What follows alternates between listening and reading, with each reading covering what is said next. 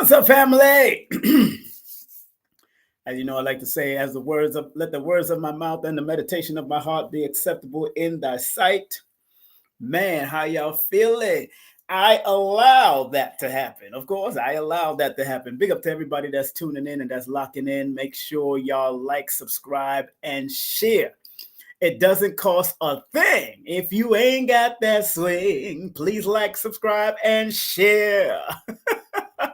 It don't mean a thing if you ain't got that swing. Please like, subscribe, share, click on the bell to be notified. I'm telling you. So make sure you share it with somebody. Of course, make sure you also donate to the channel.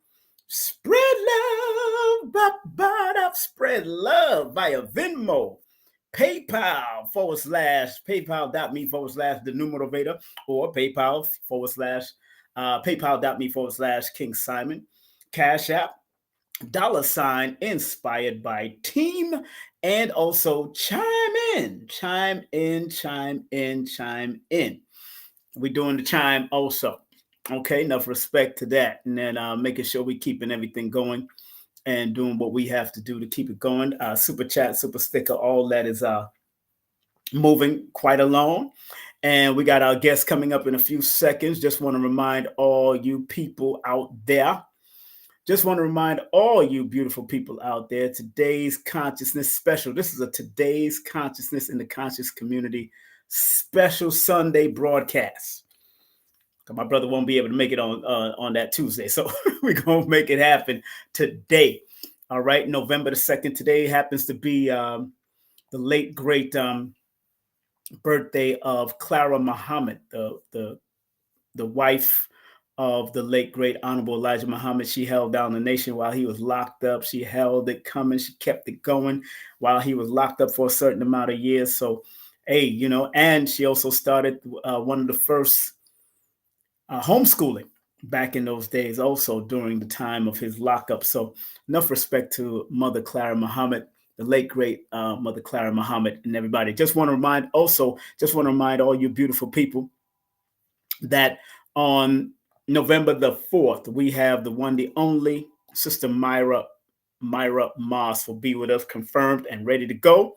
On the night, we got Jasmine Little, confirmed and ready to go. On the 11th, we got the one, the only Big Chief Top Cats, ready to go. And tonight at 9 o'clock, I have lined up, live and direct. It's time. Is it time yet? Afro Prep, assemble. With Aton Edwards, the disaster preparedness guru. He's ready. I'm waiting for Taaqiy to turn on his camera when he's ready, because I can put him on so I'll know that he's ready. And we ain't doing nothing without a camera on. It don't look right. So, again, family, make sure y'all support tonight. We're going to be talking about different things. The people throughout the Caribbean's getting hit with the hurricane, and, of course, New York getting flooded out. Just what we call a domino effect sometimes. So enough respect. And the person that I'm about to bring on for the first time, I think it's his first time on my channel. I know I've been on their channel before.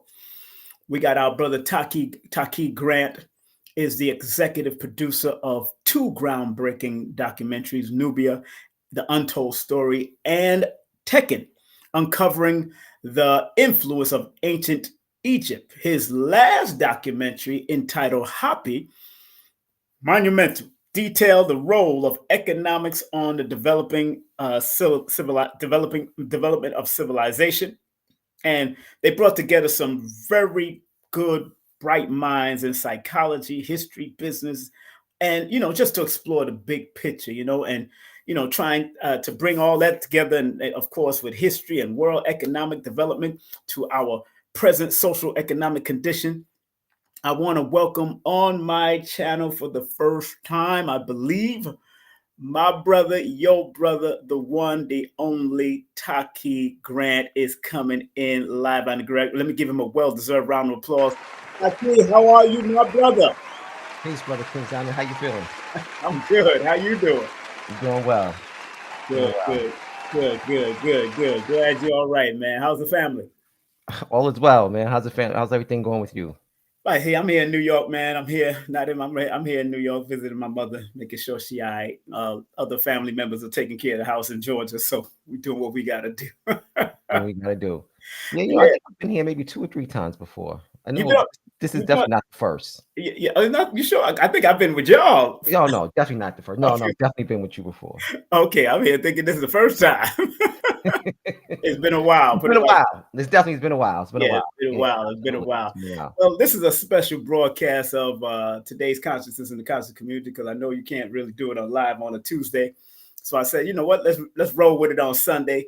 What happened? How can we change it and heal it? Because I know you've been doing your part, of course, especially with your film production. Let me make sure all the business is on it in the chat. Of course, I pinned it to the top of the chat. But family, executive producer, director of film, Happy Films, Happy Film, and his email is happyfilm@gmail. Of course, his Cash App, $Happy Films, his website, happyfilm.com. And of course, you can go to their link tree for everything, keeping everything updated, linktree/Happy Films. Just want to make sure all of that is up there. And again, you could donate to what they're doing because it's about being the solution and not the problem in this world.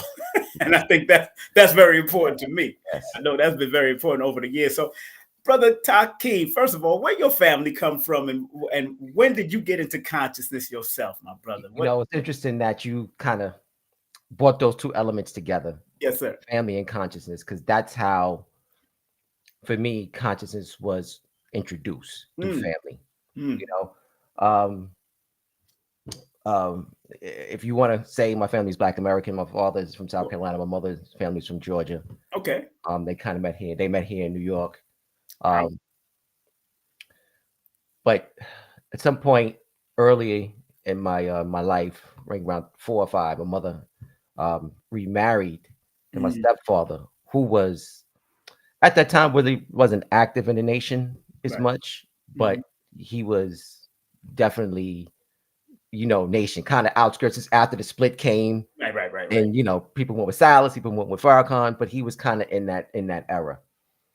So it was always something playing on the radio, Malcolm X, Farrakhan. There was posters up. It was just, this is from the time it was 4. There was no more pork in the house. Good. Spring water, like wheat bread. It was like all those different things. It started to change. Exactly. This was from, like I said, from the age of 4. Wow. So, just growing up, he would say things all the time. Right. Things he got from the messenger. And he would say different things, and it was like, okay, it wasn't until I was maybe around 14 where those seeds started to germinate. Right. And kind of started with, it's funny because I pulled this off the shelf. It kind of started with this. Of course. This one, his book, Civilization. But the books was always laying around the house. They were just there. Right. And this cover, you kind of got me. I was like, it's an interesting cover. Let me start taking a look at it. Started reading through it. Right. And I was like, damn. It was amazed because, and I tell people this story all the time. That book gave me something I didn't have prior to reading it, and that was Black heroes. You know what I'm saying? Yes. They started talking about the historical conquests of Kemet, things like that, and just the architectural, the glory, the history, and all these different things, and just Black people around the world. So I was like, okay, I don't necessarily have to have heroes that look other than myself anymore. Right. I can have heroes that look like me. So now, as a young child or young person, I can look in the mirror and be proud of what I see. So one of the things that we kind of struggle with in our community is confidence. Yes. And a lot of that confidence is stricken from us at a young age because we don't see anything that we can attest it in a very positive way. I might say anything, but it's a struggle for us. Yes. Because it's not taught to us in schools. Right. And getting this education at home was imperative for what we're doing today. Yes. And books lying around is very important because sometimes those books will be that alert, and you always remember somewhere in the back of your mind, we compartmentalize what book that introduced us to this, or what music introduced us to that, and and that's a good look, man. I'm glad that you're Your stepdad. It's your stepdad that had the books around. Yeah, your stepdad. Big up to stepdad and big up to your real dad, wherever he's at, and your moms, of course, wherever they are. Enough respect to them because everybody has a inkling of consciousness that they give to us. Because consciousness just means being aware of your surroundings and all that. That's really what the word means. You know what I'm saying? Being conscious.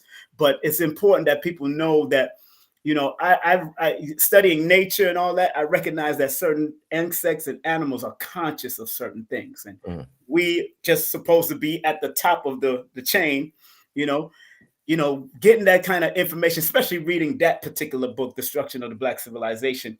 Where did your mind go after you tapped into that book, Destruction of the Black Civilization? And how do you see it playing out even in these days and times, from your time to these days and times now? Well, it went straight to Stolen Legacy. Yeah, like George G.F.J's, of course. Right.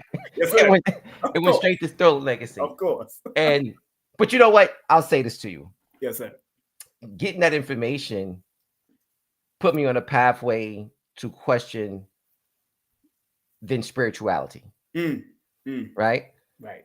I wanted to know more about not just who we were here on Earth, but cosmically and spiritually, like throughout the universe, like who are we? How do we get here?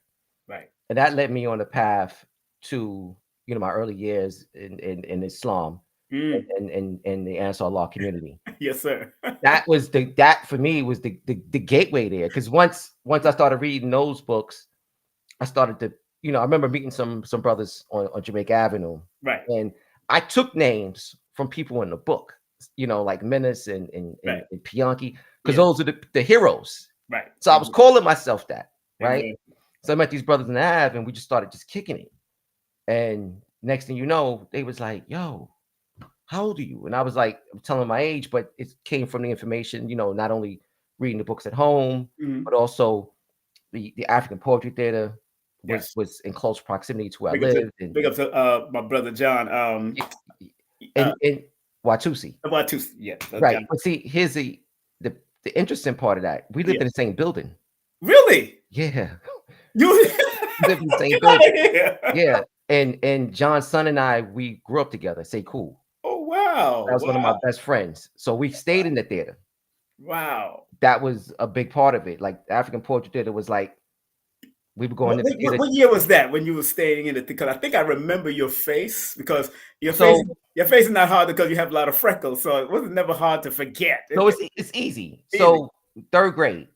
Right. Was when we started really hanging out together, Sekou and I. So because they had homeschooling going on in there too, like they had study clubs. Yeah, but we were in public school, but he would go to the theater every day, so I would just we were just hanging out there, What year was that? 83 was sorry, not 83. It had to be like maybe 82. 82? 82, 83. Yeah. Okay. Because we was in the third grade, so I would say about 82. Man, that was is that theater still there or is gone? No. Well, yes and no. Physically, it's there, but it's closed right now. Nobody can get it? Well, Sekou still, because Watusi transitioned years ago. Yeah, because I remember he transitioned. Yeah, and Sekou is running it, but the theater's still operating, just not at a physical location. He still has a lot of the programs that they were doing in the theater. They're still functioning. And that theater was a landmark, just like VP Records up the block. Landmark area. Right. I used to go to VP just because I was in the reggae. Yeah, I remember VP Records up the block. Passing right by. They always used to stop off and drop flyers off at the African, of course, at that place. And I was like, man, and and Mr. Brother John always, greeted me respectfully because I was from UAM and United African Movement and all these different places. I've been in a lot of schools, and a lot of that, I don't see that type of community setting happening now. And again, it's what changed and how can we heal it, or can we bring it back, or whatever. And is it just online nowadays? Are we producing the events like we used to? From your perspective, what were some of the changes, especially going through the Ansar law community, the which is called the Nuapians now, and all that? What you think is missing now in our community in regards to that, and trying to bring that back in a certain way, that kind of communal type aspect? Damn, I gotta. There's so much here, and I gotta just get get back to just the African Portrait Theater for a I second. know. I know. Um, the House of Millionaire Rings was also close Yes. proximity. I House used of to work Moon. for Lester as a Oh, you used kid. to work. Oh, yeah, get out of here. I used to work for That's Lester, probably where I know your face from, bro. so there was definitely community in the sense of those different institutions being Yes. aligned closely together. I started doing, because everyone kind of knows us for the trips that we do to Hmm. Egypt. I got started with that through John. Hmm. Hmm. John was the one who kind of helped me, started me off in the business of travel. Right. So a lot of that kind of goes back to that is where I also met Dr. J at, where I saw Dr. Clark for the first time, and Mm. Bill Nobles and everything was, Yes. Yep. Milana Yep. Karenga.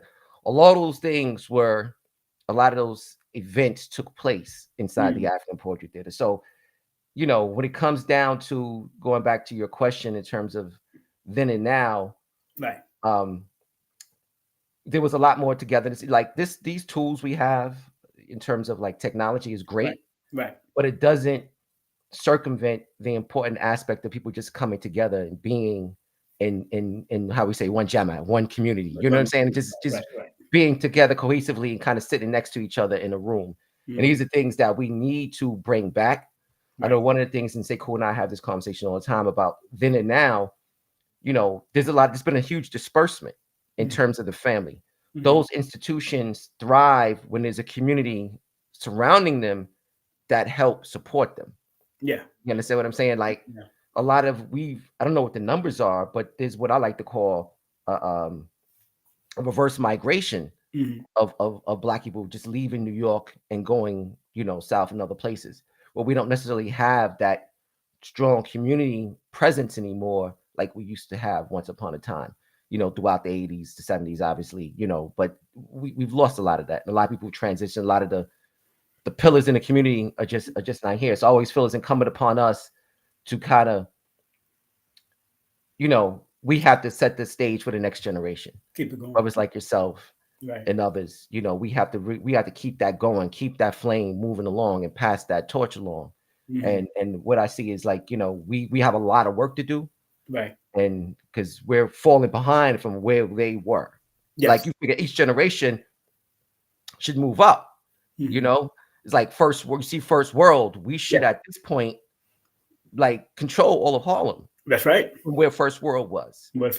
Right. Exactly. Right there. What African Portrait Theater was, like that whole block with VP records and all that, that should be something that we should have right now. That's And we right. can go on and on. Slave theater, Yeah. Oh my we gosh. we looked at Bushwick Ave and what it was on Bushwick Ave and just how much the real estate piece was there and just what we were on Bushwick Avenue. It's just like, it's amazing to see that and to see where we are now. Yeah, and I've seen that the temple is up for sale. That's what I'm hearing too. Right there, that main hub right Where? there, 719 is up for sale. Really? So and I was there since the 80s.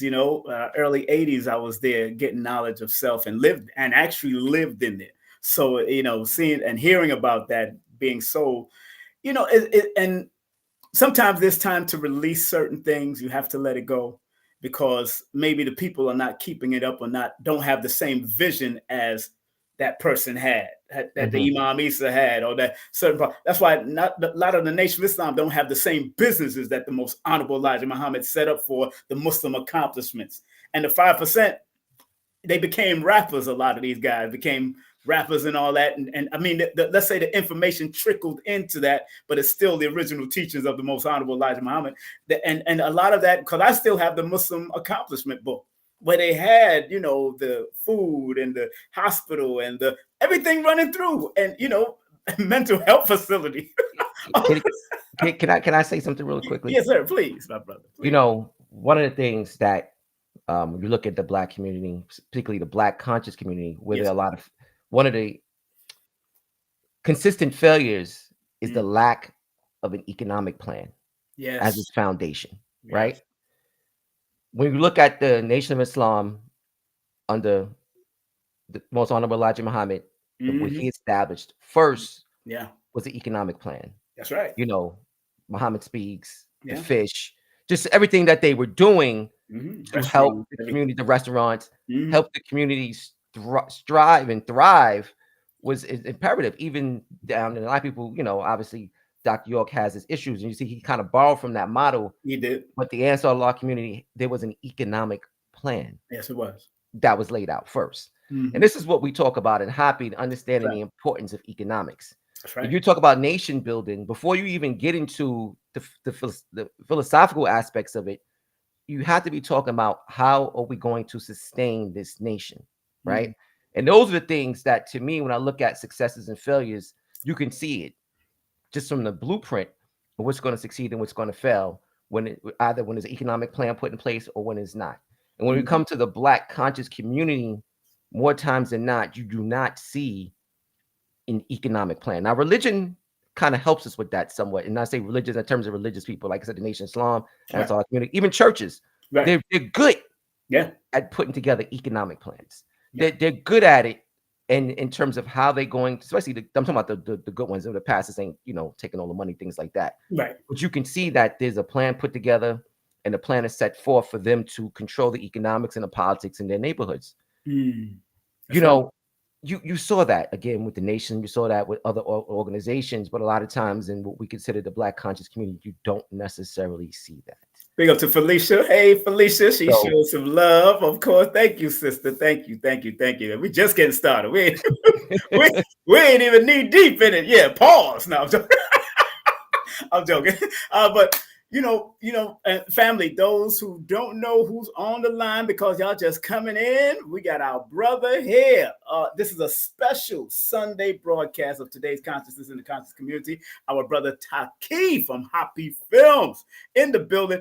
As a matter of fact, today is the Honorable Clara Muhammad's birthday, who held it down while the messenger was in jail and started the first homeschooling program throughout the nation and all from back in those days. So even that had fallen to the wayside of educating our own and doing what we're supposed to do. I mean, they have a little tidbits here. Big up to Dr. Baruti and big up to Q Butter doing what he got to do. Big up to Dr. Oyama and the Safu Academy and everybody that's doing what they got to do from the East, the Coast, West Coast. But it's not the same way as it was back in the day when we recognized the importance of giving our history to our children. Just like Jews. Jews will send you to a public school, but when you come back home, you wash that brain off.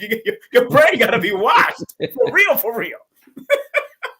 But that goes into the self-confidence stuff. Exactly. That goes into the development of from children to adults, right. and having them face this world confidently and looking in the mirror and appreciating what they see. Like Malcolm said it the best, they made us hate Black. That's right. Right. Which in turn, and we always hate to oversimplify things, but sometimes the solutions are very simple. And I think sometimes we look for complex answers when the answer is really right in front of you. Yes. It's kind of hidden in plain sight. So when you talk about things like, like I said, for me personally, I know what knowledge itself did. Yes. I saw it. I saw it with my friends. I saw how they changed their postures, the way they walk, the way they talk, just because they saw themselves differently. So we can't shortchange the importance of, like you said, homeschooling, institutions that's going to give you knowledge itself and just those types of community type of the atmosphere that's important for us to develop. And family, I want y'all to really take note of what my brother's saying, Taaqiy. And again, he's the executive producer and director of Happy Films. And also, you can contact them if you have any ideas to help out, because I know there's a lot of promotion on developing and recognizing the American and indigenous parts of America. I think Happy should touch on that next. Because that's the big, and it's not about you jumping on no bandwagon. We got to realize that, I'm still on the consensus of what the Honorable Elijah Muhammad says, that we are the original man and woman of the whole planet, period. I don't give a damn. Not just Africa, right here too, all over the Western Hemisphere, what an Eastern Hemisphere. And I was listening to Khalid the other day, and Khalid said, "Yo, this this Earth was our." He said Africa was one of our thrones that we ruled the whole world from, but there was two thrones going on. I'm finding out there's something was happening. And I don't think we've done enough digs over here. That's why that's why I'm having Big Chief Top Cat. I'm saying, yo, y'all got to invest in some archaeologists, to do some real dig. Some people that really knows how to carbon date.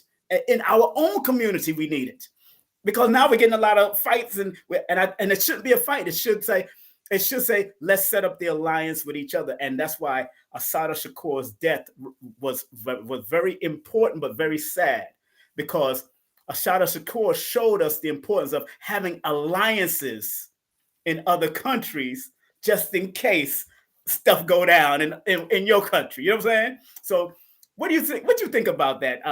To connect to, should they have archaeological digs out here in America to make the connection between the two? Because the connection is there somewhere. It is there, and the Moors are pointing that out, and other people are pointing that out.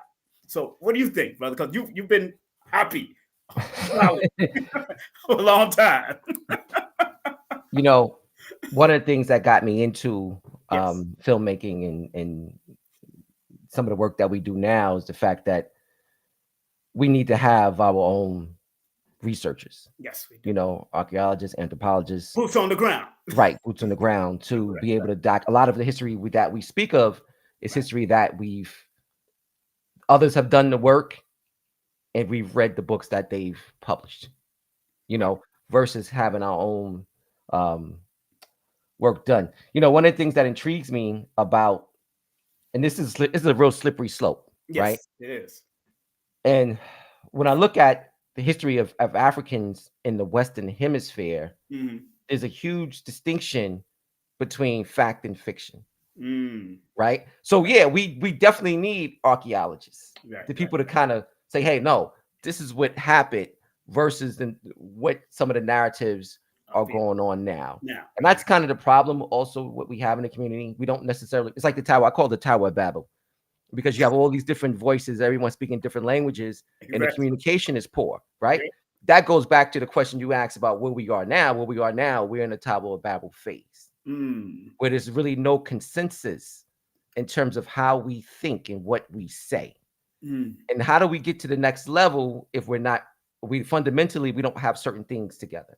And that's where we're struggling with a lot. There has to be almost one, how Marcus Garvey said it: one race, one aim, one vision. One destiny, right? No, right. One destiny. I know I'm saying it. I know I said it incorrectly. My It's cool. apologies. It's cool. But if we don't necessarily have that streamlined approach to things, we're going to fail. But just getting back to the other part of your question about this, it's something that does intrigue me, and a lot of the curiosity has come out of the conversations we've had on Happy Talks with people like Yes. Winoko Chidi, Robin Walker, Yes. even Kaba and others. We speak about the African presence in America. Exactly. Right. Then we also look at what was happening with the Moors and people just navigating the Atlantic and moving around. Even before that, Abu Bakr Bakari, when you're dealing with, what I'm saying, the Mali Empire, things like that. So there's evidence, not on just this side of the Americas, but also in Africa, that there were things maybe coming back and forth. Yep. I know what Robin talks about, and that the name of the city escapes me. The corn cob paved roads, right, and where corn did not grow. Corn comes from the Americas, right. And it was the only way this happens is if there's something happening across the Atlantic, right? Yes, right, back and forth, things course. like that. So, of course, listen, we do all know about the Olmec statues, yes, and other evidence of Black people being here. It's just some questions of, did they travel from Africa? Early explorers? What is people already here? Those are some of the things we need to answer. But when people start talking about Egypt starting here and in America, things like that, that's where we kind of begin to part company. And I get it. You know what I'm saying? Like, that's where I kind of draw the line. It's like, and that's what I asked Baba Ashra Kwesi. Have we focused so much in Africa due to what they was trying to promote to us through the television? Because I remember young guy used to see the little boys and girls with flies all over their mouth. They tried to promote a fear of it back in the day when we was younger, and the whole Tarzan movies and all the madness of King Kong and all the craziness they was doing. But because the Moors would say this was the Amexem Empire. Would they, as a devil that the most honorable Elijah Muhammad called the less melanated people, would they not try to throw the stones somewhere else in order to take what they want from over here? Military, because they always military. They think military. Period. You know, could they have done that over years? Could they have done that? You mean in a sense of In sense of trying to trick us from not wanting to claim here in America and want to go over there and take that first and get us off of this so we can go focus over there first? Could they have tried to do that? From your perspective, do you think they want to do that? Because they are the enemy. Those people, oh, listen, no doubt. I'll say this. Yes, sir. Their focus is over there. Uh-huh. You know what I mean? Like the Chinese and like the Berlin, conference and all those different things that they've done. Their focus has always been over there. But China's over here on the Western Hemisphere throughout the Caribbean right now, eating like They Pac-Man. they, Like they are. Pac-Man. Oh yeah, they doing their You thing. know, They do what they I do. just let me say this Yes, to sir. you. One of the things that we have to realize is that once upon a time, Yes, we were the ones that were coveting minerals. that's right. You understand what I'm saying? And it's something that they took a page out of our playbook, I like to say, because the ancient Kemetu, the ancient Egyptians, Right. they were big on mining and going to other countries and controlling trade routes. All the different things that we may see as capitalism today is something that we understood very clearly that it was important for our economic plan. The pyramids weren't built by themselves. The pyramids were built with setting up an economic foundation. That's right. Before they even started building pyramids, first thing they had to do was where's our labor, where's the resources coming from? Right. You know what I'm saying? Right. And they built a whole city adjacent to it that had, the granaries, the fisheries, Yes. the butchers, the doctors, all those different things that necessary that it took to put the infrastructure together to do that. Right.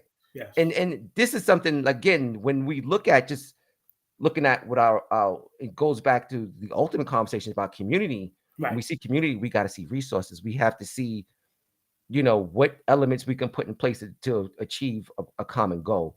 But in terms of, them kind of throwing a stone, have us look in different ways, their whole thing is global. Yeah. It is. You know what I'm saying? Their whole thing is global because they see it as you can't have an inch more than me because if you do, I'm going to lose power. And they're very strategic when it comes to that. So we need to kind of understand that we're playing with a whole different set of rules here. It's not about necessarily what you have because they want it all. That's right. And I thank you for saying that. Big up to everybody on Facebook. Big up on people on Instagram that's tuning in and locking in. Big up to people that's on YouTube that's tuning in and locking in. Thank you very much for coming on.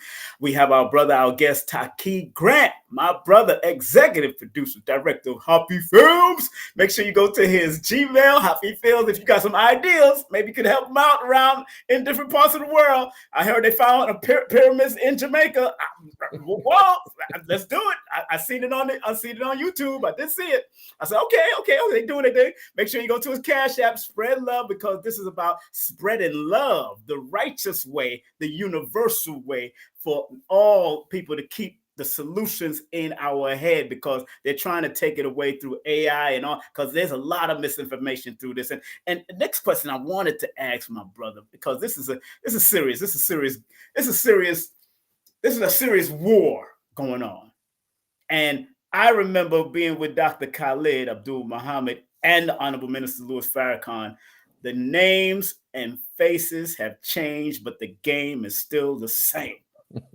That's not from Rex 84 to King Alfred, Rex 84, all of this to Vision 2030. All of it is the same game. It's the same game. Dominance, white supremacy. Yes, it is. It's the same game. Let's not front no more. And I would like to ask you, Brother Taaqiy, in regards to what you've been doing.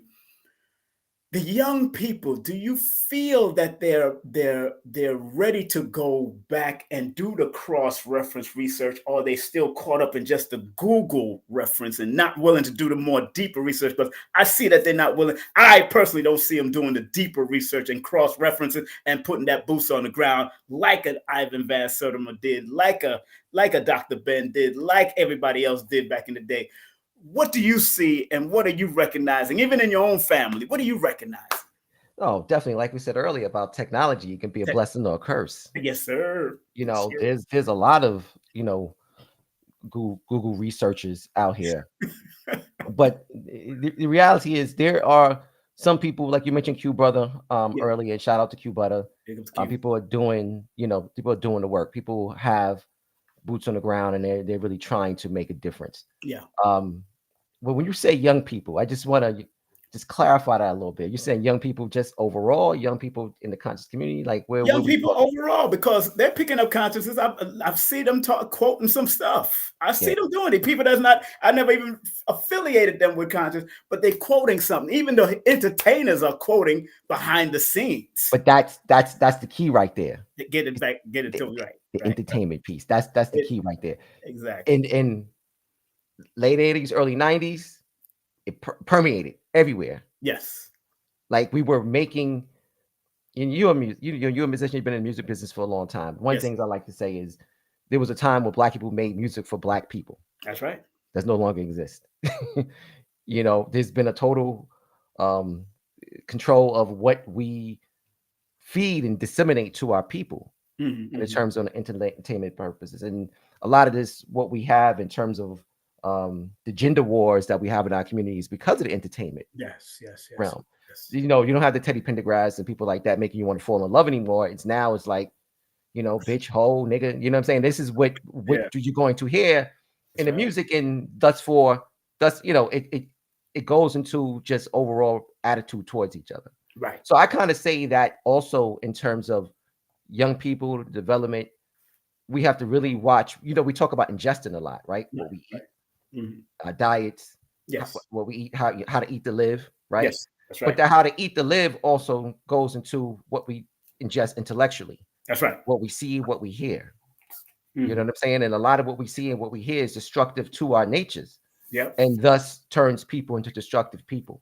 Right. And if we don't do something at some point to change what we're ingesting intellectually, we're going to have a serious problem with future generations, because there's nothing really positive out there that they're hearing, or very little positive images that they're receiving, either through music or television videos, or just so forth. So these are the things that's important. I mean, in terms of young, like Black scholars getting into study outside of Google, there have been some people that who really kind of done some work. I mean, years ago, and it's not now because there's a lot Right. going on in the Sudan. We've had a lot of people that were not a lot, some people that were going over there they had a program Right. where young expiring anthropologists and archaeologists were actually going over there doing digs, Right. Nubia, working with the University of Khartoum and things like that. They had those types of programs, but now they've been in the civil war. Now they're still fighting. So it's really difficult to kind of do those types of things. But this was an opportunity where you got firsthand knowledge in the ground Right. in Nubia doing the work. And That's you right. can learn not also just the sense of, how to do these things, but also the historical aspects of it as well. So Mm. hopefully, we pray for the Sudan and that they figure out their issues over there, and we can kind of pick those things back up again. Yes, sir. Yes, sir. Family, just want to remind everybody, of course, we got our brother Taaqiy in the building from Hoppy Films, director, executive producer. You can contact him via email at hoppyfilm@gmail.com. Spread some love via Cash App. That's $Hoppy Film. Also, you could go to their website. I'm going to show their website after this quick commercial break. I'm going to show their website after that. We got, and of course, a link tree. So I want to make sure everybody is well. Look, we're going to be right back with more of this and more of you right here on today's Consciousness special broadcast. We're going to get into some other stuff. We ain't finished yet. We're just halfway in. So we'll be right back after this. Don't touch that dial. I'm your brother. I'm your host, King Simon. We'll be back with Taaqiy in a few seconds. Don't touch that dial, family. Want to remind y'all of the big thing coming up tonight. So let me play some music on as a music background for me. So tonight, family, we got the one, the only Aton Edwards will be with us. The disaster preparedness guru will be with us. Is it time yet? Afro Prep Assemble with King Simon and Aton Edwards will be our guests right here at 9 p.m. Eastern Standard Time. And do remember, this coming Tuesday, we have the one, the only Sister Myra Moss coming in on November the 4th. It's going to be hype. It's going to be good. It's going to be full of energy for today's consciousness in the conscious community.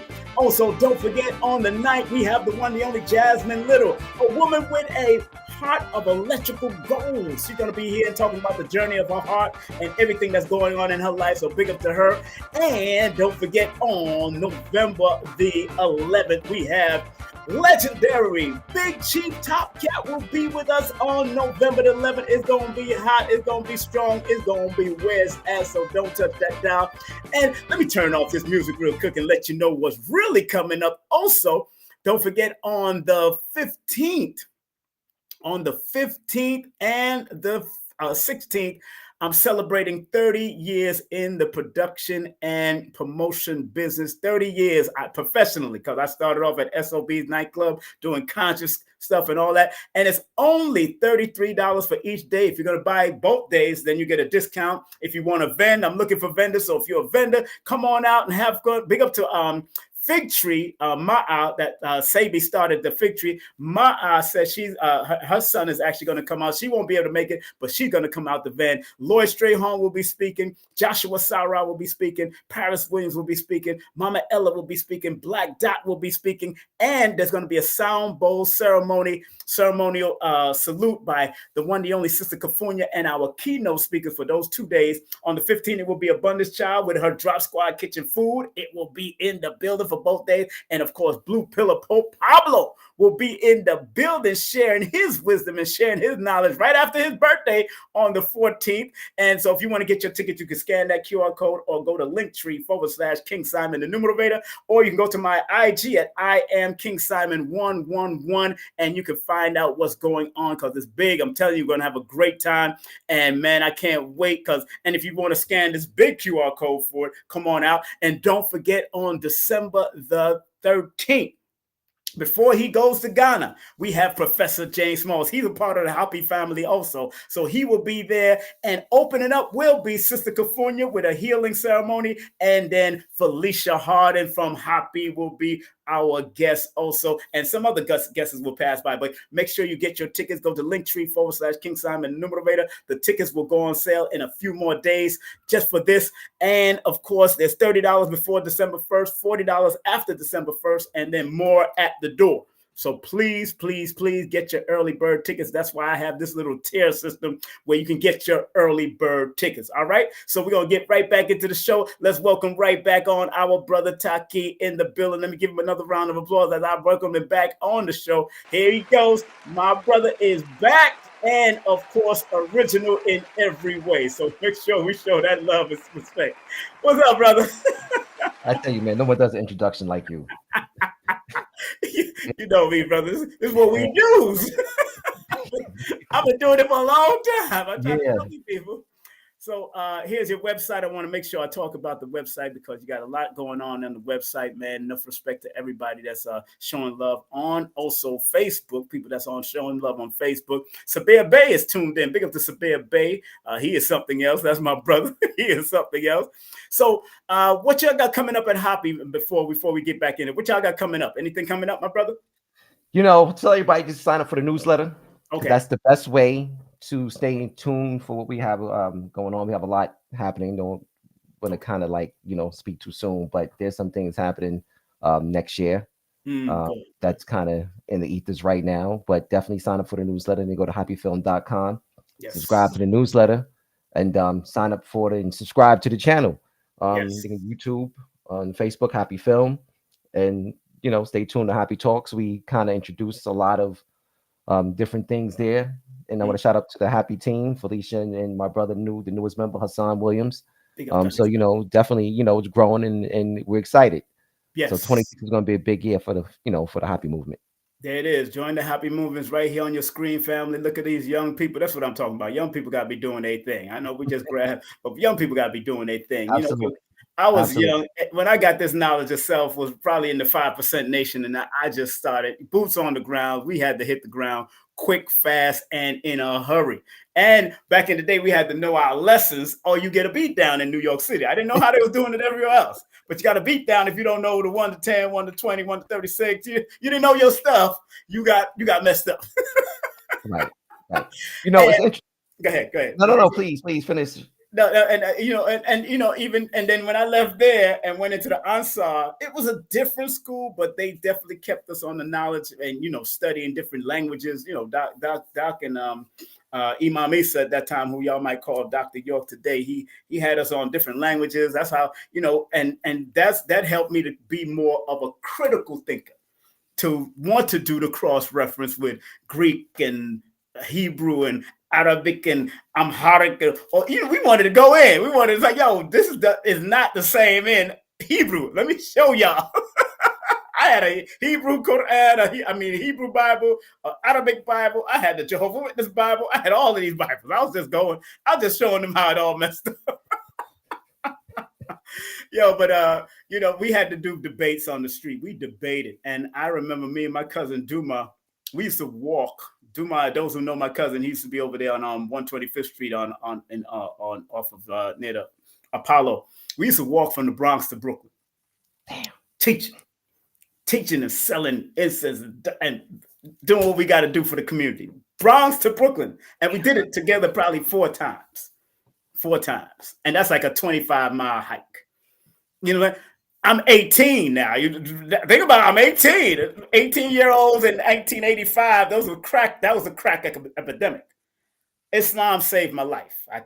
That's why I don't shut down the Ansar community. But I learned. I don't know what Dr. York did. I wasn't there. I left at 88. But I know Islam saved my life. I could have been going down that because they tried to, back in the day, Taaqiy, when I was smoking weed before I got into Islam, they tried to lace my marijuana. And I remember that vividly because I didn't feel the same. And after they laced it, and then the guys wanted to go out and go rob or do some crazy stuff. And I said, nah, I'm going to sleep because something's wrong with this weed. And then the next day, the guy who was supposed to be our friend, never forget, a guy from Martins in Brooklyn, he said, man, we laced it in with hashish. He had hash in it. I'm like, see, just to try to get us hooked into something else. And my mind was like, nah, King, you need to go somewhere and sleep this off, man, because this is crazy. And I started calming down from smoking after those type of incidents, because people was trying to get you. And let's go there real quick, because the new thing on the street that's also a distraction to our development of our young people is marijuana, these new type of marijuana being sold in gummy bags and Skittles bags and Oreo bags to attract them like candy. Now and later, you go smoke some now, save some for later. That kind of mentality. What do you think about that? And how can we try to reverse the effects for the young people? That there's some young minds being destroyed out there right now from that kind of stuff. Right now, Right. think about what can we all do, or what can at least the ones that are sane amongst the young, what can they do to help some of their brothers and sisters that are going through that right now, popping mollies? And of course, the hip hop culture did a lot of that, or the trap culture did that. So what can they do? These ones that are a little sick. Because I was sane, I had sanity, and I was able to talk to people. So from your perspective, what do you think they can do right now? And it goes back to something we were talking about earlier about, one first things first. Yes, by doing the work that we're doing. Yes, sir. Yes, sir. Right? By waking people up, uplifting minds. Yes. By showing people who they are, taking people across the world. I know for me, one of the things that, I've experienced so many times, even on the more recent past, is when we're in Egypt, and then the people just stop and they think, and they just start saying, like, I got to rethink everything that was taught. Right. And you don't realize the impact that you have on people by the little work that you do. You know what I'm saying? Sometimes it's not necessarily the big things, but it's just talking to the person, the kid next door, or talking to someone, or just, doing your shows that you're doing, and continuing doing the work. If you look at a problem as being too big, you might not do anything. Just keep doing what you're doing. That's it. is what we're what we're up what we're up against. I remember when going back to the music piece, Right. man. I tell you, during the '90s, I would 40 ounces was the biggest thing, Yeah, right? that part. So it was 40, it was weed, this, that, and the third, and you saw just how much the industry promoted that. Mm. Now to this day, being that it's not promoted anymore, it doesn't exist. Mm. To let you know the programming is real, Right. right? Brothers is not standing on the corner, they're not running to the corner stores, the bodegas, or whatever to buy 40s anymore. What happened? You don't like it all of a sudden? Mm. Like what changed in you that you don't want to partake in it anymore? It's the fact that they're telling you not to do it. They're telling you and take some, ingest something else now. Right. Right. So there's a serious programming that's going on. Yes. And it's real. Yes. It's real. And we're up against like a huge adversary when it comes to that. And, they promote it through different, means and avenues and things like that to get our young people to start taking these types of things. So we just got to keep doing the work and understand what's going on. What they call it back in the day, spiritual wickedness and high in those places. They call it the Matrix because it's real. It's real. They're plugging you in with these things. And I'm just like, yo, you see it. Yeah. The way brothers was doing it, you would think it would never go out of style. Word. Because for you to do it like that, you have to really like it, or you think you do. Right. You understand what I'm saying? You think you enjoy something. Right. Cats was going, they finished one, go right back. Finish another, go right back. And it was like a thing. People drinking 10 a day. Yeah. To now zip. That's Who right. turned the switch off? You know what I'm saying? And that's the world we're living in. We're living in a world where switches are turned on and off. Yep. That's and your switch is turned on, like this, do this, turn it off, don't do that anymore, do this, like this, do this. So we have to think big, but also look small. Right? We know what the mission is, but we have to look at small steps, because we don't see the small steps and we just look at the big overall goal. We may get discouraged because the mountain looks too high to climb. Instead of, you're climbing that mountain, instead of looking at the whole mountain, just one step at a time. And that's the approach we got to have in this community. Just one step at a time. Don't look at the mountain, because the mountain may just overwhelm you. Right. That and one step. What I loved about how, and that kind of goes to that 25 miles. If you thought about walking from the Bronx to Brooklyn, you're like, nah, shit, that's too long. But you just look at this, we just walking and talking, not realizing you're doing the small things. Exactly. You'll get there. It's the same thing, That's what happened, And one thing I love about Hoppy, I'm going back to your website because y'all have product also. It's also imagery. It's very important. Image is everything out there in them streets. And I remember a lot of brothers and sisters used to wear a lot of skulls and a lot of guns and all on their shirts. But y'all are putting the culture on the shirts also. That's very important. And, we were doing it from back in the day I used to sell T-shirts and all that kind of stuff with Africa and the African pendant with the black fist. But y'all are keeping it up through what y'all are doing here. I know I got this one right here. This one, I got this one here. So with the compass on it. So, right. And I'm glad that y'all are putting that kind of work in to keep the imagery of culture and makes people want to think. Because when I read shirts and billboards all the time. I'm wearing Dr. B's shirt. I allow right now. I allow to be great. I allow myself to do this. And that's so important. I don't wear anything probably that misrepresent my culture, my melanin. I stopped that long time ago when I left the club. I'm not wearing Louis and Gucci and all the foolishness. And I think the society and a lot of the consciousness has become celebrity driven. Let's go there. I can go there. I was trying to tell that to Polite before. I try to tell him that, and Polite will tell you that I was one of those people that if he was cursing too much, I'd do what the Nation of Islam do, write a letter on the thing, because I wouldn't just say, yo, man, you cursing too loud. I'm not going to disrespect you. I'm going to put it on the platform and let you read it. And he said, yeah, man, I got children in here and older people. Why am I? He actually listened. I did that to Polite a few times, but I learned that from the Nation. If Khalid was going too long or minister was going too long, they write on a piece of paper, you got this amount of minutes. Let's do this. And I learned that from Nation. That's how you take right. charge of your posts. Right. And all temple property in view. That's a general order. So what do you think about the celebrity-driven consciousness now? Lord have Oh mercy. man. Oh man, I don't even know where to Hey, start with that hey. one. But you know, let me just say this.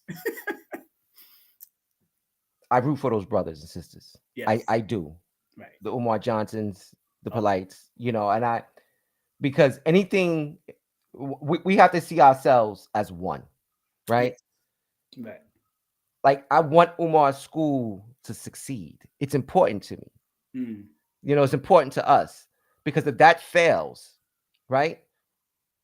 We fail as a people because people lose confidence in the community. They lose confidence in people that may try to do something similar, you know.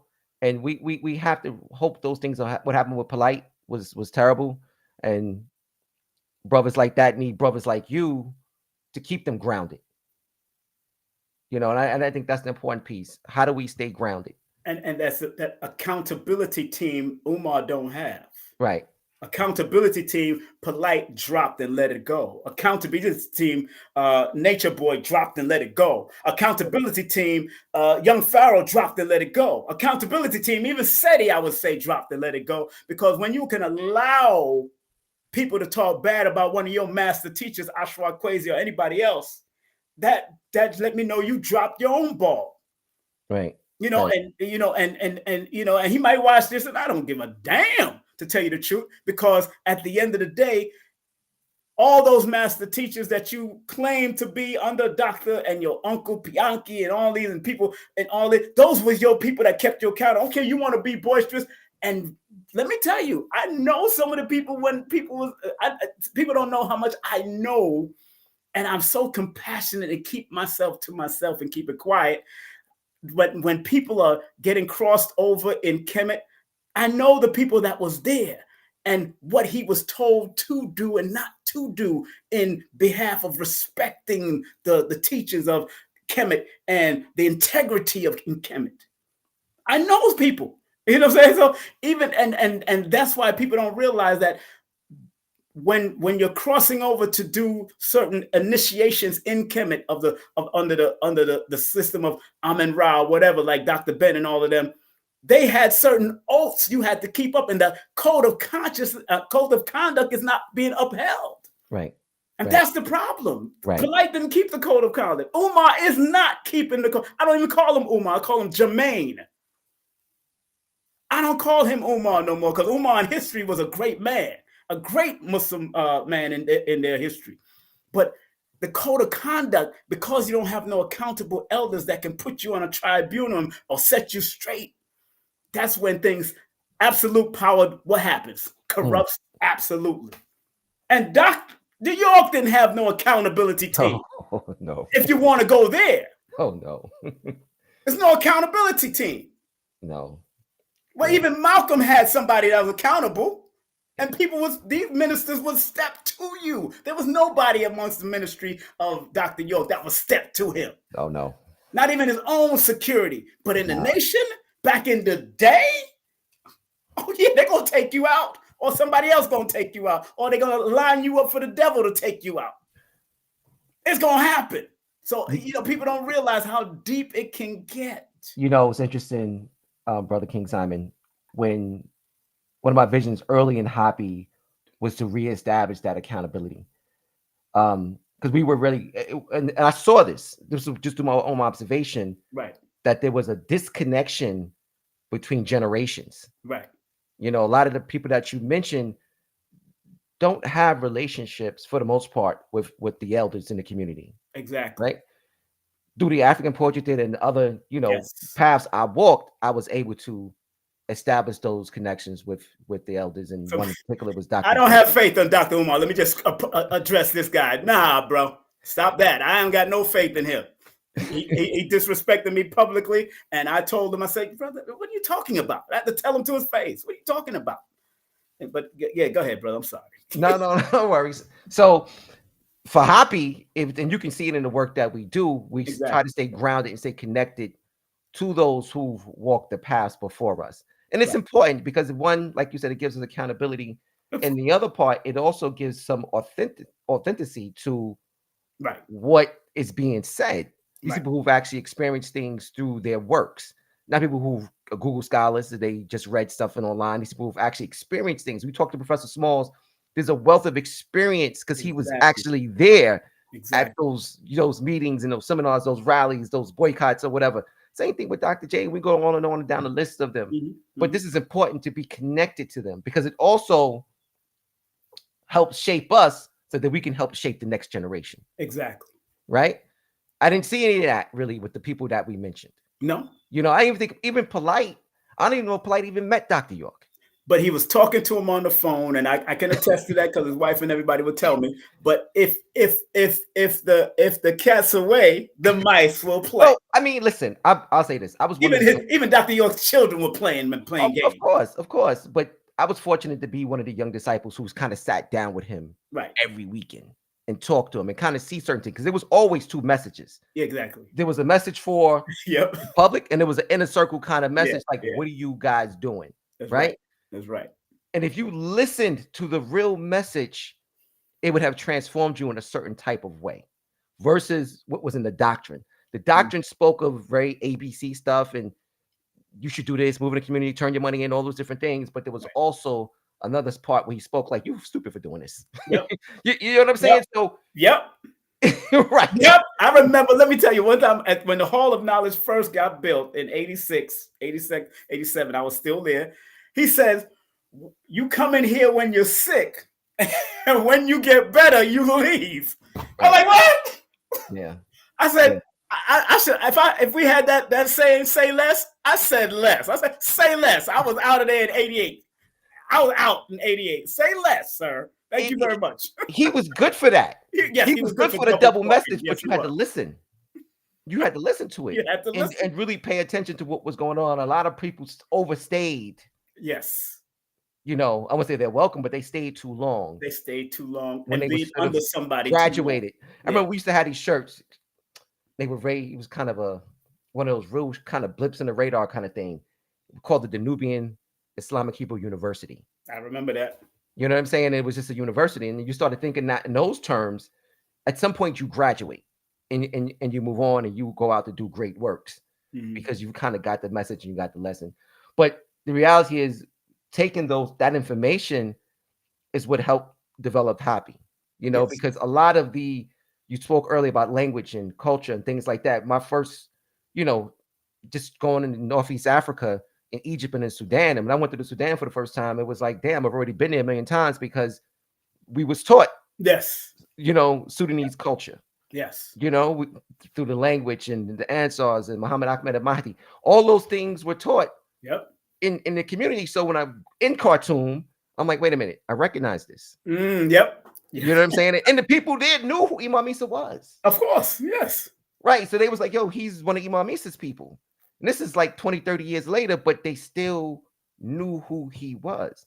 So all that information that was learned was then transferred to that and helped establish the first piece, which was Nubia, the untold story. But if it wasn't for the Ansar Allah community, that move would have never been made. And I got to commend, of course, Imam Isa. Again, like I told Chuck Morgan, I never had anything against Imam at all. I don't agree with whatever they accuse him and whatever he agreed by shaking his head and saying yes. I don't know if he was a drug or not. But I tell people that was one of the best schools I went through because I lived there. During the Ansar, we had to sleep on floors, cold-ass rooms. We had to shower in cold-ass showers. We built our own bed from crates. I know what I had to do inside that community. Yo, I had a crate in the door. Exactly. A crate in the door. Crates and doors. 4 crates or 5 crates in the door. That's what we had. That's what we had, or 2 crates. If you wanted it comfortable, you have 5 crates. If you want a semi-comfortable, you have 2 crates. One at the front, one at the top, and one at the bottom. If you want a semi, if you know you light enough, that's what we, and we sleeping on the floor, especially in Shabbat. I slept on the floor. Big up to Suleiman and Kedar, who was over us, training us every day in martial arts and all types of stuff every morning, running us on Sadunde, Espilara. We was doing that. So, and then when I went to the Nation of Islam after that, doing the marching and all the drilling, that was easy because I already knew what it was. Right. You know what I'm saying? So big up to the nation, of course. And, No, and, there was and it was a conditioning. it was conditioning my mind and It was the conditioning my conditioning, and guard, PT, God. Yeah, all those different things that we did was a development process. It was almost basically what the military does, paramilitary. Yep. right? And Mhm. Mhm. like I said, it was a point where it's a time at some point where you have to see it and be like, okay, it's helped develop me as a person. Now I need to kind of move on and do something else. Exactly. But this way, we get caught up in the fairy tales, the Yes. spookism of it, the savior aspect of it. Yep. Cats didn't want to leave because they're still caught in the fact that something's going to come save them. And as much as he would tell you and show you that don't get caught in this, Exactly. a lot of people still did, and Still got caught. and still got caught in that. And that's the difference. But there was always two messages, always Yes. two messages. And if you had an opportunity to be in that inner circle, you would hear you would hear the other message. I was with him in a room where he talked about moving down south. Yeah. Initially, we were upstate. Yeah. Jersey Alba. You And was we up in did Jersey that, Alba. I yeah. remember. And Yeah. Yeah. Of course. I he remember. was like, yeah, we would go. And he was like, yeah, we're gonna go down to Atlanta. And I'm like, what? I'm a New Yorker. And in my mind, I'm like, yeah, I don't know about this for me. So that was kind of the thing. But it was definitely always again two messages. But staying, I was fortunate enough to have opportunity to meet him several Yes. occasions. Me too. And I remember the first time I met him was on Jazz Abba, and I was kind of spooked out. Right. And I had one of the books, Secret Societies Unmasked. I still remember the book. And I just walked up to him, and because he was like in the crowd, and I couldn't even get words out my mouth. And Wow. he autographed the book for me. I wound up selling it to make Holder one day, but Damn. I wish I wouldn't have done that. You know what I'm saying? But I was on cat I knew. He was like, "Yo, what's up? What you got?" I was like, "Yo, I got these books." I was like, "He's like, I want that." I was like, "Damn." I said, "You know what? All right," and I did it. But Right. looking back, I'm like, "Damn, I wish I would have had that." You Still would had have that kept book. that. You should have like sent it to your Yeah, mother's house I and wish kept I it would right there. have still had that book. Yeah, yeah. And going back with Imam Isa at that time when he was making his transition into Dr. York even more.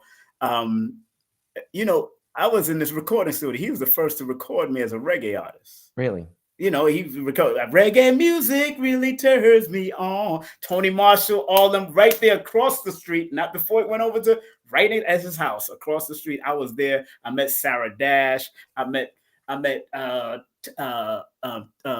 Mills from Blue Magic. I met, of course, brother Jimmy Cliff, and Jimmy Cliff encouraged me to keep on pushing. So after I left, I went to number 5 on the reggae chart. After I left the community, I went number 5 on reggae because he knew I was already a singer.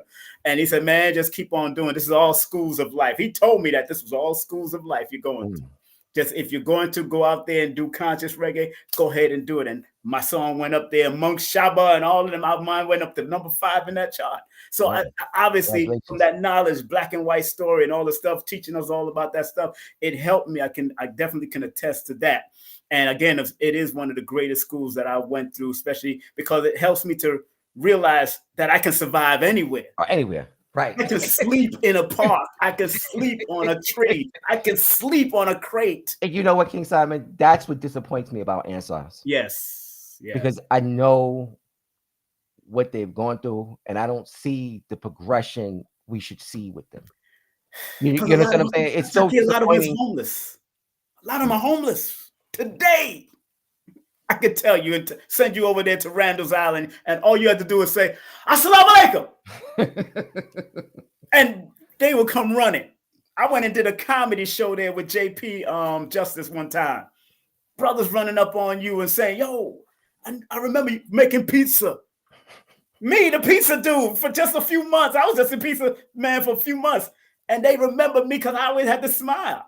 I always had to smile. My teeth are still real. So it is what it is. For those that don't know, they had that restaurant right there on Bush in the Heart on the corner. They had the wheat pizza in there. Yes, sir. That was like a huge, throughout the city, people come all down to Bushwick Avenue to get some of that wheat pizza. I gave it to him too. I gave him the recipe, the New Orleans recipe, like 10 years ago. And nobody did nothing with it. So I put it in the Ansar community on Facebook. I gave everybody in there. Let me see what y'all do. I just gave y'all the recipe to $1 million or $1 billion right now.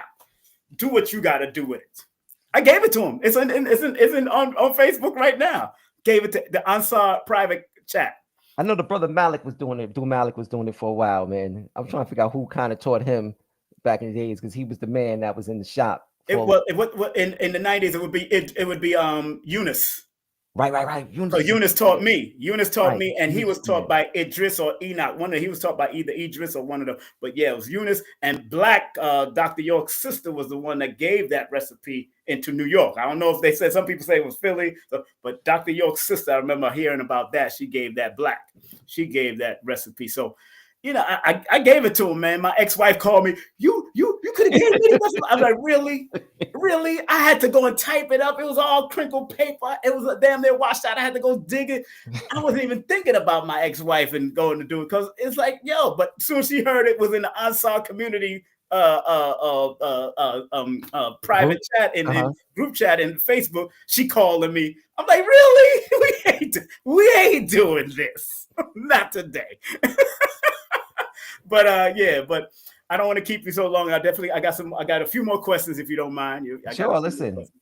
We're good. Man, going down this lane, man, is so good. And I'm supposed to be bringing on Carl Jones too, because he was also in the New Orleans at one Okay. time too. So the big up to Carl Jones from Boondocks and all that. So I'm working on him. I got to call him and lock that. We was at the Invest Fest the other day. You know, it's funny when one of the people that come to mind is see a brother who's actually progressive is uh Mark, what's his name? Lamont, Yeah, Mark Lamont, who was also in yeah, the community right, back in the day, right, right, and right.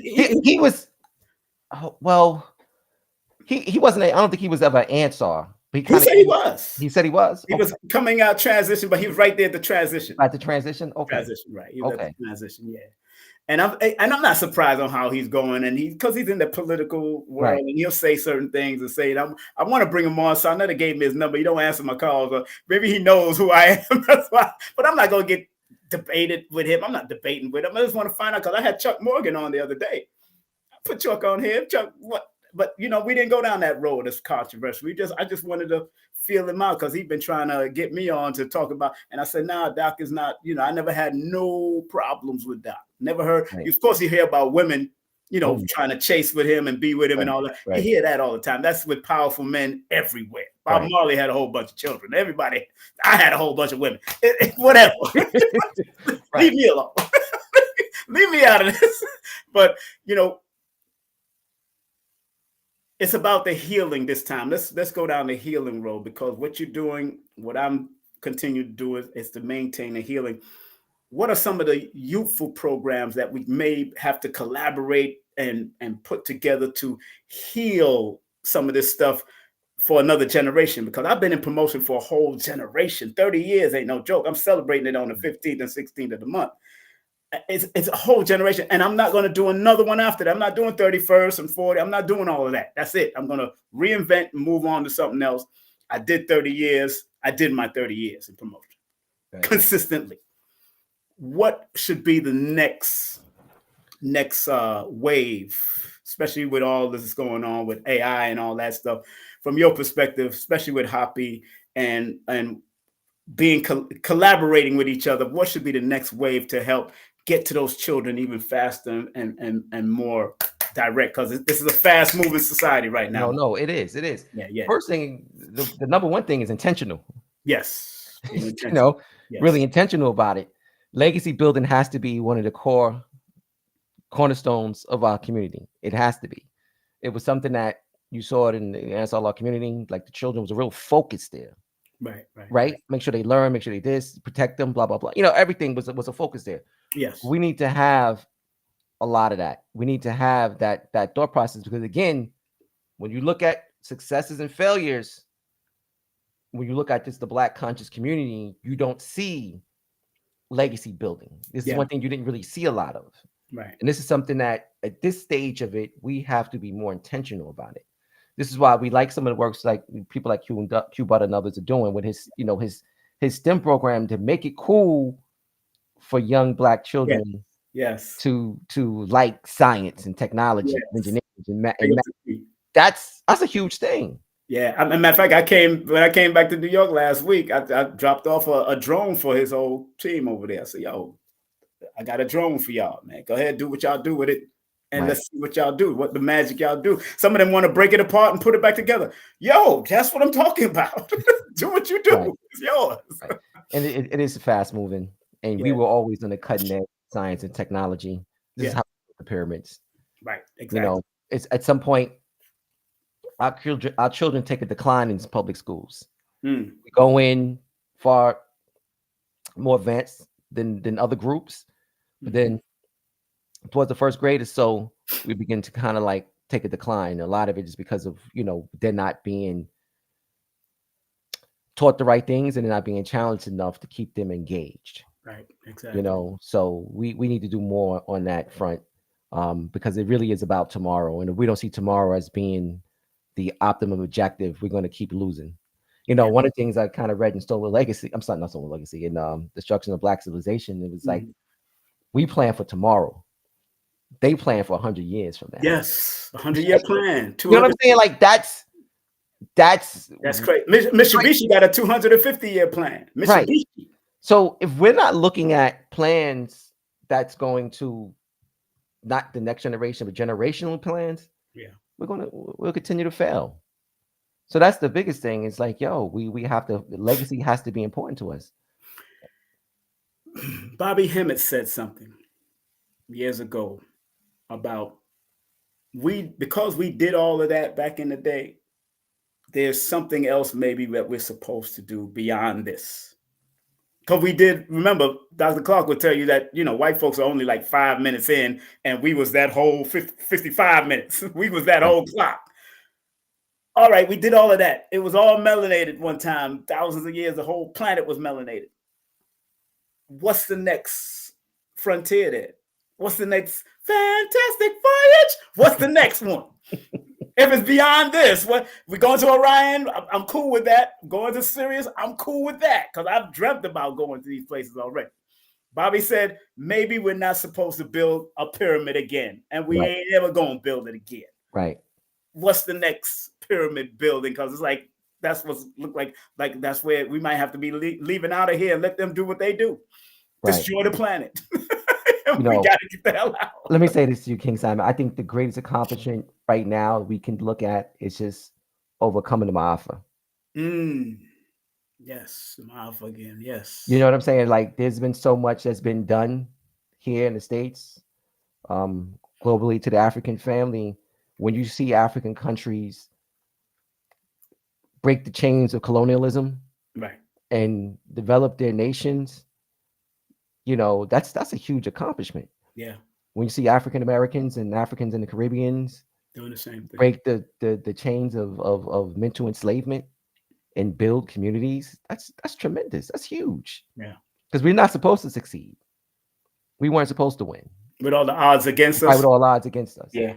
So sometimes for me, it's just looking at those things and being like, hey, what can we do that's practical, like right now, Right. to succeed and get it? And not only that, one of the biggest things is us just working together.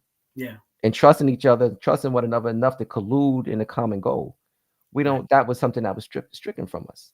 We have a hard time just saying, hey, I'm going to get with you. This is why I would say what I said earlier. And listen, you can say what you want about these people, but when they fail, we fail. You know what I'm saying? Right. Right. And it's the situations like, yo, you want those things to succeed because it's a win for everybody. But our focus is their focus, the ones that's starting those type of things, because there's schools, melanated schools that have been here around for 20 years who try to offer the help. It's just because he has the biggest mouth. Listen, That's what it is. I'm with you. I'm not supporting the big mouth. We don't support things. I gave donation to Baba Baruti before. Right. I'm not supporting the big mouth. Right. I'm supporting what has been working for 20-something years with one wife. Right. Not two bunnies with him. And a snow bunny here, and this bunny there, and a hop in the bunny trail here. I'm not doing that with him. But you know what? He's one out of many. Exactly. You named about 5 names. And when I hear some of the stuff that's going on, even the tragic story about what happened, with the alleged allegations of what happened with Polite. Right. You know what I'm saying? I wasn't there. I don't know what happened. We know them was there.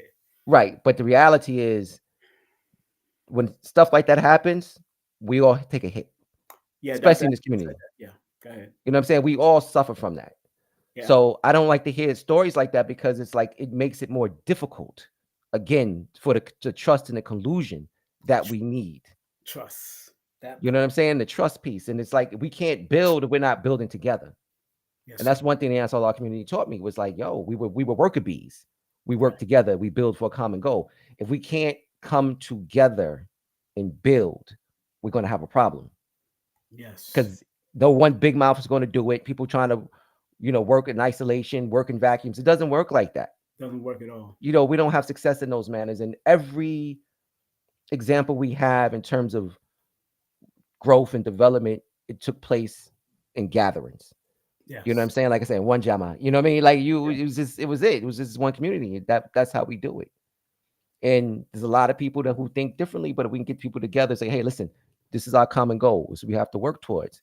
We can accomplish great things. And we are building pyramids. They Yeah. just don't, physically not the structure of a pyramid, but we're Right. building Right. Right. pyramids. That's not pyramid schemes. Right, right, right. We don't want that because that's the No, problem. no. We listen. I'll say this also. One of the biggest problems, I said this a million times in this community, Yeah. is that there are too many people in survival mode. Yes. And not You understand thrive. what I'm saying? They're in Right. survival mode. People Right. in survival mode eat what they kill. Damn. You That's the understand what I'm truth. saying? They eat That's what they kill. So when you got people that eat what they kill, they'll do their damn near anything to get a few dollars or get some fame or popularity because that's who they are. We got to get away from that. yeah. You know what I'm saying? Because now it's like, what are you doing this for? Are you doing this to make dollars? Or are you doing this because you're really about this work? Yes. People that I know that I'm close to, we've been in this work for almost 30, 40 years. Yeah. And this is the work that, you know what I'm saying? It was just, okay, this is who we are. It's not because of I have to make money. Right. Right. People in the happy family, we're all employed. We all work 9 to 5s. That's right. That's You know right. what I'm saying? Like we do this work because of how we feel in our hearts. Love. Right. The love. Right. The love for our people. It's not because we're trying to make money and things like that. This is real work. I mean, I don't make the money off the hobby. Right. You know what I'm saying? The film costs, I don't know, X hundreds of thousands of dollars, but it was like it was the love piece. That's right. You know what I'm saying? And like, listen, that model's not necessarily sustainable, but the reality is the work is done from a real place. It's Right. not done because, we want to be some type of, you know what I'm saying? This is, we don't look at this as trying to gain wealth. Right. Look at this as actually really trying to make a real difference because you got cats walking through the train trying to sell news, books and stuff like that. It's you got to come from a real place. Yeah. You I see mean, it and on I give cold out buildings, flyers. I, crates and doors and all that type of shit. It comes from a real place. Yeah, going out there and giving out flyers. It comes from a Absolutely. real place. I was giving out flyers the other day, and people like, "Yo, Simon, don't you move to Georgia, yo?" And people will remind you that, you did a lot in these years in the music world, and as far as consciousness, as well as coming Easy to back into forget. consciousness. I did a lot, and 30 years is enough for that episode. I think I'm going to focus more on workshops and retreats to more heal and help more Hmm. than dealing with a lot of the just lectures. I'll pass that on to somebody else. Let them do that. I just want to really small crowds because sometimes it just takes us a few people That's to do it. what we got to do. Remember, the Imam Doc used to say, if he had 10 of him, he could take over the world. Right. Yes, they probably would. 10 of them. It's just like Captain America. Those 5, 6 people that had the serum Right. could have taken over because they spoke 30 different languages. They could have taken over the world. Yes. Yes. Anybody who wants to call in or cam up real quick before I let my brother go, please just get on the link. It's in the chat. Is if you want to just come and chat real quick. Even if you don't want to cam up, you just want to ask a question. It's up to you. If not, I can keep it moving by 3:30. You know what I'm saying? We've been here for an hour and a half. But one of my last questions I want to ask you, brother, about where do Taaqiy see his legacy? And is there any young soldiers, young male, female couples coming up ready to take and help Hoppy keep it moving to the next generation? That's the spirit of hoppy That's right. is is that next generation. That's You right. know, the spirit of happy is that. You know, when I look at, it's funny, Yes. the artwork here, looking Beautiful. at the happy Beautiful. and speaks to everything, you know, the unity and the balance. It Yeah. also speaks of the regeneration, Yes. right? Of the spirit of happy, Yes. right? You know, going into what the river, for those who don't know, happy is originally named for the Nile River. Right. And one of the things that the ancients observed was the fact that there was a regermination of it. Mm. You know what I'm saying? When the floodwaters would come in from the highlands of Ethiopia, the Nile would be inundated. When the floodwaters receded, the rich silt that was left behind, that came from Ethiopia, was left there, and it made the soil very fertile. Yeah. And from this, life grew again. Yeah. So the whole spirit of happy also deals with that just re- cycle of life. Yes. You know what I'm saying? The cycle of life, bringing in new life, constantly rebirthing, re-giving, just coming back into being. So everything that we do kind of permeates that when we living in the spirit of happy. And, Yes. and not to mention also when you look from an astrological standpoint, we are in the age of happy. We Yes. call That's it right. the age of Aquarius, but First. Aquarius, in fact, is happy. Right. So Right. all the things that, you know, we're just, the stars are hot saying happy right now That's right. for That's the right. next 2000 plus 2000, years. You know what I 2001. mean? Yeah. So 2100. it's we are in the age of happy. So everything is happy. Yeah. So, you know, it's what's next for us is to keep doing the work that we're meant to do. And I, you know, I have to shout out to all my teachers and the people that, you know, I was, you know, been connected to throughout these years. And, you Yeah. know, from my stepfather, Dr. York, John Watusi, you Yeah. know, Right. Dr. J, Professor Right. Smalls, all of them, you know, were great mentors in that way, and continue this legacy forward. You know what I'm Yes. saying? So we have to see ourselves as a continuation of those before us, even from the ancestral realm to now, and what we move forward to others. Yeah. So it's a connection, you Yes. know, and if you're not connected to some type of line or lineage, Right. you know, then, you know, we'll fail. Yes, sir. Well, my brother, nobody wanted to come in. That's all right. It's all good. They don't usually catch me doing today's consciousness on today. They usually do it on Tuesday, so it's all good. But my brother, how's the baby? How's the baby doing? Must be big now. How's the baby? 6.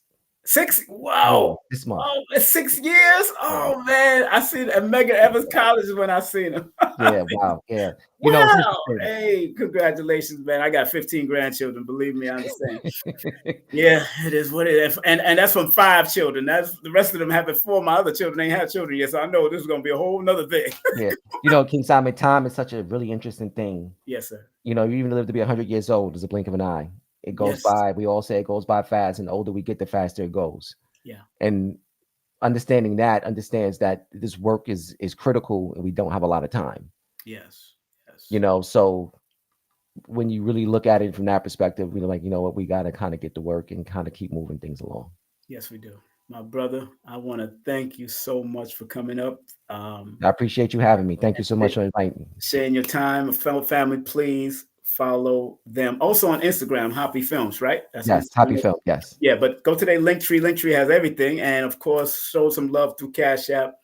Of course, hit them up on their website, the email. If you got any ideas to help out, you know, because now River, Happy River is longer than Mississippi. But if y'all want to go there, we can do that too. You know, they got to do that dig, you know. But I'm proud of your journey, proud of you, Felicia, the whole crew over there, man. And you know, if you let me know when y'all want to promote, shout something out, do something, because me and Oh, listen, like I we be said, taking something in. I want to collaborate. We need to do some collaborate. I'm here in New York for a while now. I'll be back and forth between here and Georgia, but people look like they want me to claim my throne out here in New York. I don't know if they're ready for me to come back. I'm doing it differently after this. But I think I really want people to learn, and even if it's happy workshops and retreats, maybe that, I know y'all been doing it, taking people to Kemet and all that, so that's been good. That's like a retreat in itself, so that's a beautiful thing. oh, When I get listen, my man, we don't passport want straight, I'll be there. I'll get my passport straight. Once it gets straight, I'll be there. listen. It's all coming soon, you know, Yes, and definitely the family's been huge, and shout out to all of the people in the happy family, happy movement, and they've showed nothing but love over these past five, well, almost going on, yeah, these past 5 years since we probably kind of really launched it in 2020, Yes. and it's growing strong, and we just look forward to the future. The future is bright, the sun is rising, and yeah, Join the movement, family. in the move, Join the movement, man. Thank you very much, Taaqiy, man. Be safe and one my love. man. Peace, brother. Peace. All right, peace and love. Thank you. That's our brother. That's our brother Taaqiy. Want to thank him for coming up. And this is their website. Make sure you support their website. Of course, happyfilms.com. Felicia will be on with me because our dear Felicia will be opening up for Professor Smalls, and I might just let her bring him on December 13th. But my sister Felicia is ready to do her thing. I'm so proud of her and what she's been doing in her lifetime and making great moves, even by connecting with Happy. And these are gentlemen and family members that I've known for a long time. And so I'm glad that, and I want to remind everybody, although me and Taaqiy went down memory lane, it is memory lane. Memories of the time we left behind. All those misty watercolored memories of the way we were. Memories are good. Memories are good to remember, good and bad. And sometimes we just got to heal from a lot of the traumatic stuff of our past. And guess what? I might even go back into the studio and sing and produce my own album, but it's going to be conscious. It's going to be frequency driven. It's going to be mixture of R&B, little hip hop, Afro beat, little dance hall. I'm going to mix it up because that's what I came out of. That's what I was born and grown out of. So I got to do it. So, I'm looking at different producers, my son being one of them. I'm looking at different producers. My son, Prince Imagine, being one of them. And if you ever want any studio work or audio books done, you can contact my son right here. This is his studio right here, Prince Imagine.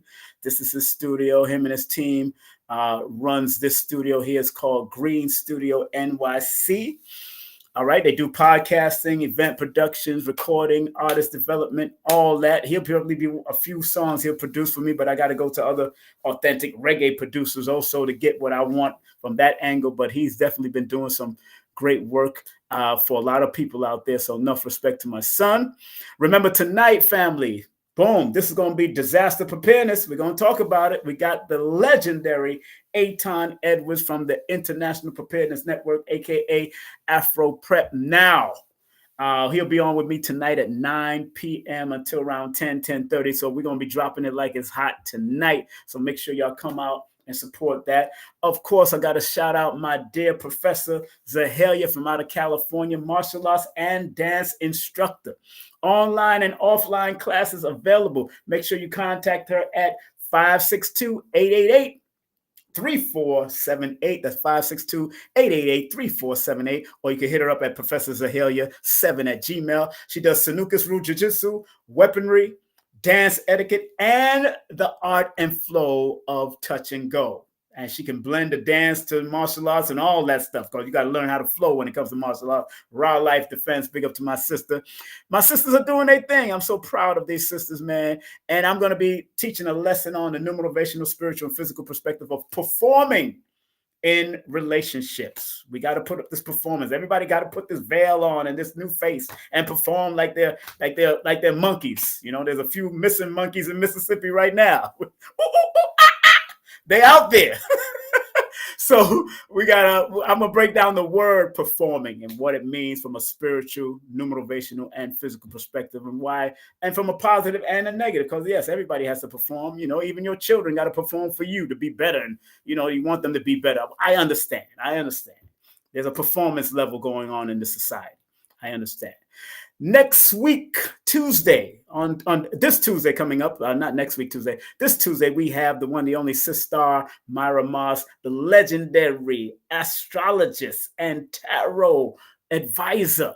Man, it's going to be on today's conference. She grew up with Bobby Hemmett and all of them. She grew up listening to them and rolling with them, and C. Freemanel and all the great ones. So she'll be with us on that day on Tuesday, this Tuesday coming up. And my guest co-host will be New Diamonds, another astrologer and oracle reader and all that. So she's going to be on. Check out New Diamonds at newdiamonds.net. We're going to put in the fire. We're going to ask the questions. New Diamond and I are going to be working Sister Myra Moss with some questions for that hour and a half that we will have her on for. And then on the 9th, this sister has a journey about heart, her heart having an electrical battery operated apparatus. She's been on my show before. She's been going through, but this time it's a whole nother journey, and I'm so respected. She's such a young, beautiful sister, so I want to make sure I bring her on Sunday, November the 9th. At 8 p.m. Eastern Standard Time. Those who are having heart problems or having heart issues that might have to go and get heart transplant, or y'all want to use this particular methodology that she's using, we're going to talk about it. We're going to be very candid and open about it, because she has a heart. And her heart is just not operating at the strongest force, but we're praying that it keeps on working and doing what it has to do as far as she getting to be her best self. Those who want to get any of my books, please go to Amazon. Numerovation for Mental Stability. That's my baby. That's my last. Really, that's not my last baby, but that's one of my last but not least numerology books that's out. I'm coming out with a relationship book next, but it's going to be Numerovational Relationship Chronicles and Workbooks for Mental Stability. So we're going to deal with that. And you can get all of my books on Amazon right now. Make sure you go to Amazon at King Simon at Amazon. And you can go to my Linktree /King Simon and Numerovator if you want to go directly to those links. Remember, all year, we're going to be in Nicholas, Brooklyn, 1396 Fulton Street, Lloyd Strayhorn, Joshua Sarah, Paris, William, Mama Ella, Black Dot, and so much more passing through. But the keynote speakers are going to be Blue Pillar, Pope Pablo himself, and Abundance Child, and her food is going to be there from the Drop Squad Kitchen crew. You heard them all. Shout out Drop Squad Kitchen. You know how they do. Her fine self and her husband going to be there, and everybody, the whole family, the baby's coming, everybody coming to meet me and greet me for my 30th. That's my last 30th celebration and promotion and production. I'm going to be doing something else after that. So we go. Everybody want to enjoy that? We're going to enjoy that together. Also, big up to iridologists, Linktree /Holistica Healer, the one, the only Dr. Shakira Moore. Your eyes hold the blueprint to your entire body. Get an iridology consultation from her at holisticapalace.com. Make sure you support our sister. She's doing great work in the community. Phil Valentine, Dr. Nalani, all of them showing her some big love. Also, big up to 3040worldwide.com. She provides expert solutions to help your business network and flourish. Call them right now at 910-745-0470. That's 910-745-0407. Make sure you go there. Join my Patreon and my membership. If you want to go to my membership, that's Patreon, and my KSP TV membership on YouTube. Psychoanalysis has not been uploaded yet, but we're going to make it happen. I just want to make sure I have everybody in alignment, but I'm going to do one by myself, breaking down the letters and the numbers connected to that and how to use it and how it can benefit you if you understand how to psychoanalyze yourself from a mathematical and numerical perspective. We're going to talk about that. Big up to my sister High Heels Apothecary.com. That's Sister High Heels Apothecary.com. Botanicals that support the healing of the body. And if you want to book a session with me, text me your full name, date of birth, and email to 347-496-1022. That's 347-496-1022 if you want to book a session with me. 40% off discount for 30 and 60 minutes for seniors, 60 years and older. The 20% discount is off the table now for YouTube members and also Patreon members, because it was on November 1st is when I had it all the way till then. But thanks to those who did support me already. All right. Big up to Nicholas Brooklyn. If you want 10% off of all retail purchases, contact Nicholas Brooklyn or Nicholas Culture. Take a snapshot of this, show them this flyer, and let them know that, boom, you want to get your 10% off. But if you want to have wholesale, call them right now, 718-858-4400, and tell them that King Simon sent you.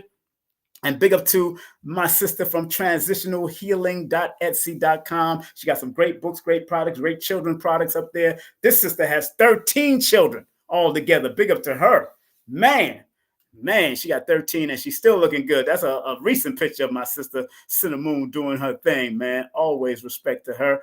And last but not least, our dear brother Lloyd Strayhorn. I will be on Lloyd Strayhorn show on November the 10th, preparing for the event happening on November 15th and 16th. Lloyd will be one of the guest speakers there, but make sure you go to lloyd-strayhorn.com, 800-581-4400. And just 4401, not 4400, 4401. And that's world renowned astronumerologist and palmist, the one, the only Lloyd Strayhorn. And join his app called A Star 8. Very reasonable price. He'll help you out. He'll hook you up. And that's how we do it. Just want to put this out there. Disclaimer: the views, comments, and opinions expressed by guest speakers or authors on this YouTube channel do not necessarily reflect or represent the views and opinions held by this channel's broadcasters and its sponsors. Parental guidance is advised. Yes. Okay. So family, like Dr. B says, family, I forgive myself, my family, and others for imperfection, and I'm thankful for my life. And like Dr. Delbert Blair used to say in a prayer, please, universal creator, know in my heart that I love you. Please protect me and this planet on which I live now. Please open up my mind, my spirit, and my soul to receive only truth and your love now. Ashe, ashe, ashe, ashe, put it all over your spirit. I even got rose water that I'm spraying on me just in case of emergency. I got the rose water right now. I got rose water. Y'all think I'm joking. I got rose water I'm spraying just to keep, and I even got my frequency. I got my frequency fork. Oh, I ain't playing 528 frequency fork, man. I ain't playing with you. The C note is in full effect. And I am drinking from my Yes I Am bottle given to me by Unc Rising Sun. He'll also be there also. And every vendor that will be at my event will be allowed to speak for 2 minutes about their product. Every vendor will be allowed to speak for at least 2 minutes. So if you want to be a vendor, please text me at 347-496-1022 or call Nicholas Brooklyn if you want to be a vendor at 718-858-4400. Family, have a great day, afternoon, or evening. Once again, I want to thank Taaqiy, Brother Taaqiy Grant, for coming on from Hoppy. And family, remember, I love you because I love me. Take care, be safe, be great, and stay focused, family. Stay focused.